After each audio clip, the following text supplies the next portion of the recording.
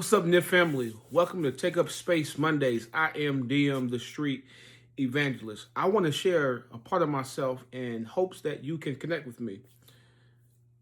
So, in my private life, I, I don't know about you, but for me, I shrink sometimes to minimize my exposure to humiliation because avoiding the consequences of facing my fears sometimes has been worth the effort and energy that is required to shrink.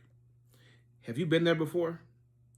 Have you shrunk because you counted the cost and you decided that facing your fears wasn't worth the effort and energy that was required to succeed? Well, my older brother, Jermaine, demanded that I take up space and that I help him to overcome a problem that I knew the answer to. In that moment, I paused. I counted the cost again. Then I finally gave myself permission to take up space. I end up sharing the good news and I helped my brother overcome what hindered his progress.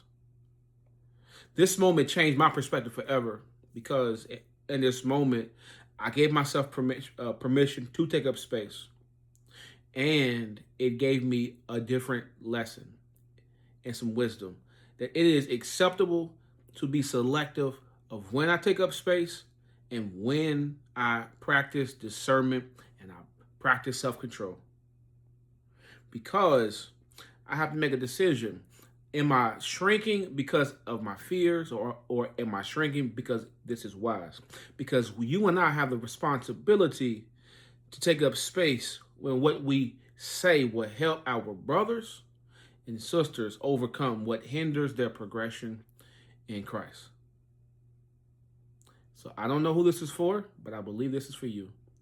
And so I will see you next week. Remember to take up space.